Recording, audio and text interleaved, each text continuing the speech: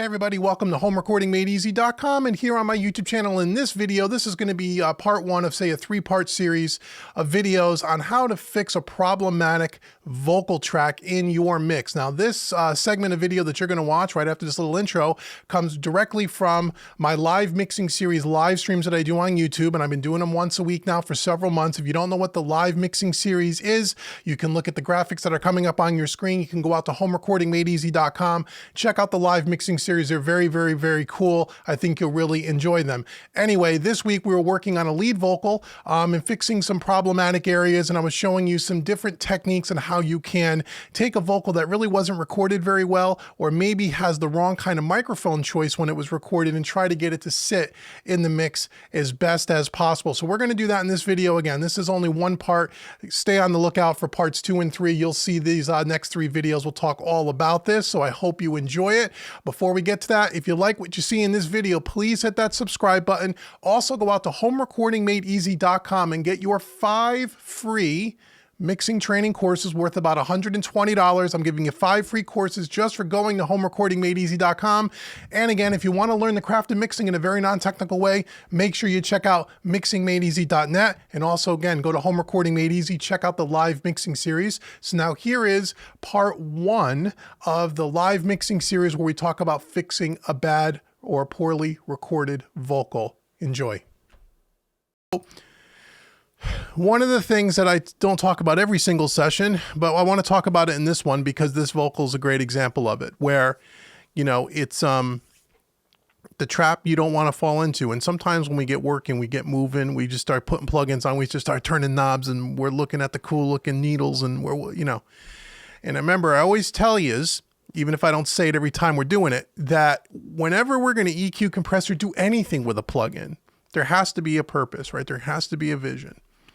And so when you have a problematic track, you know, which this one is to some degree, you got to think to yourself, okay, before you put a plugin on and start turning knobs, well, what are you trying to achieve, right? And I was talking you through that. Okay, we had no processing. I said it was dark. I felt like there was a little too much mid hollowness in the chest. There's no air. And because it's a very subtle vocal, low energy for this type of music, it's hard to hear all the words, especially towards the end of the phrases, which we'll get to. So I say, okay, I got those 3 things I'm dealing with right now. So the first thing I want to do is I want to get rid of the mud, right? So we come in and I say, okay, we're going to use a low cut filter. We're going to get rid of the mud. Then I want to get a little bit more openness in that upper mid range because I feel like it's just too hollow, right? So we used the compressor, and we used a very specific compressor based on, right, the Bluey. It's a little bit more open sounding than the Desk or the Blackface. It just is.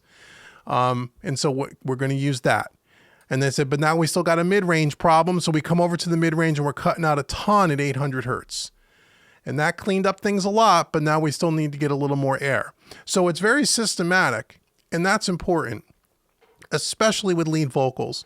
The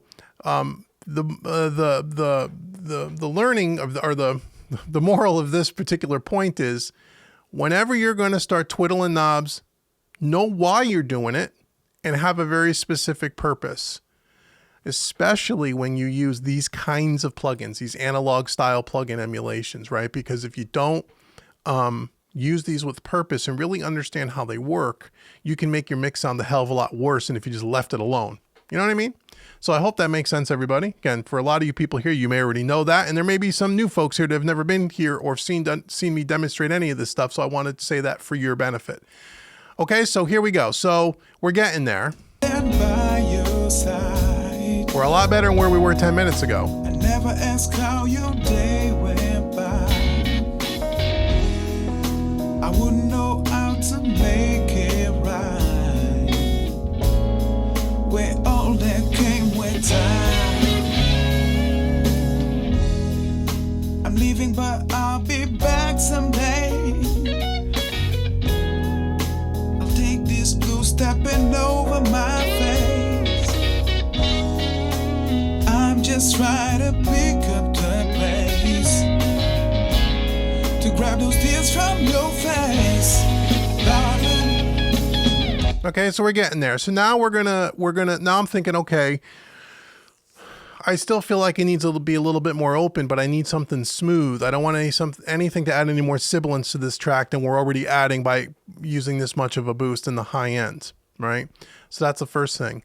The other thing is that I would like to compress this a little bit more, but I want to choose a compressor that's going to complement the Bluey, that's going to help me with the smoothness, right? So when we think smooth, the first thing I think is I'm looking for a piece of gear that's got tubes in it, typically. LA2A, Pultec, Fairchild, and there's others, but those would be the ones. So if I want something smooth that's not going to be harsh sounding on the top end, and I want to compress a little bit more to kind of even things out a little bit, I'm going to go for either an LA2A or I'm going to go for a Fairchild. Either one. Now, what's great about this particular plugin is you have this thing called an insert point, where you can, if you have, and you only can use Waves plugins with this. If you happen to have other, Waves compressors that fit the bill of what I just said, you can dump them right here, which I do, by the way. So let's try the CLA2A, just because I know an LA2A, excuse me, is going to sound okay on this. And let's see what we're going to do here. Let's just see what it does. Even though I never stand by your side. Now it's too loud, obviously. I never ask how your day went by. I wouldn't know how to make it right. Where all that came with time. I'm leaving, but I'll be back someday. I'll take this blue stepping over my face. Okay, now the other thing, couple of things. I'm compressing pretty heavily here as well, which again, I compress really heavily on the channel strip, and now I'm even compressing even more heavy here as well.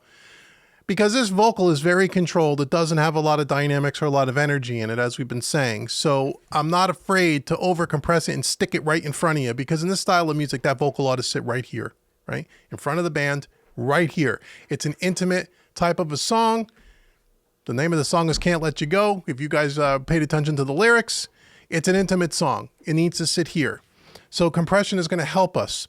The other thing with this particular compressor is down here in the right-hand corner, you have this little screw here where it goes from flat to high frequency. And this is going to change the way the compressor reacts to the high end, and it can get a little brighter, right? So I've been saying I want a little more air on this vocal. I got to open it up a little bit more. Okay, so I'm strategically picking a compressor that I know is going to do that for me, or at least get me in the ballpark. So let's see. Here we go. I'm just trying to pick up the pace. Turn this up a little more. To grab those tears from your face, darling. Let it loop around. Even though I never stand by your side, Hear the difference here? I never ask how your day went by. As I turn that little set I screw, wouldn't know how to make it right. Where all that came with time. I'm leaving, but I'll be back someday. and look how much I'm compressing.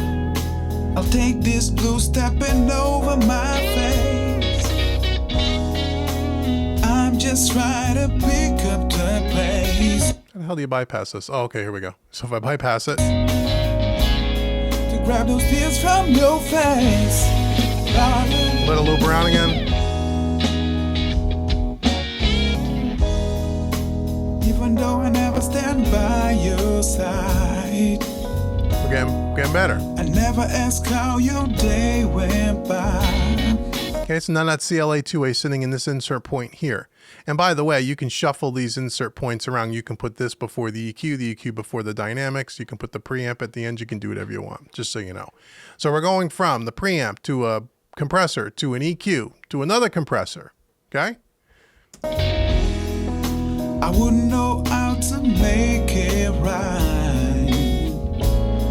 Where all that came with time. But I still feel like we need some more on the top. I need more, okay? So I can't put anything else in this particular plugin, but what we can do, again, if I'm thinking about another EQ. Now last week, was it last week? or maybe it was for the coaching call with Mixing Made Easy. I don't know. We had an air. We were talking about air on vocals, and I talked to you about an EQ. You might have not have been here for that. There are 2 EQs. Now we could stick with the waves and we can go with the Pultec, which is what we'll probably do. But the other EQ, which is really good to have, and Plug-in Alliance has it, probably on sale this week or next week. It's called the Moog EQ. I only have a universal audio version of it, but it's the same thing. This thing is a wonderful EQ to have, if for no other reason to have this thing called the Airband, and it's here in blue on the, I don't know, I know it's a small GUI. You may not be able to see this too well, but it has the Airband here that goes from 2.5K up to 40K. Okay, 40K. And this little yellow knob here, it gives you that air. And this thing is famous for that air band where you can turn it up to 40K, where you wouldn't think you could hear anything. And you can give it a little bit of oomph and you get a little air without any tss, usually. Let's test that theory, shall we? So here we go. So we got it at 40K. Let's see what it does. Even though I never stand by your side, I never ask how your day went by. This is before.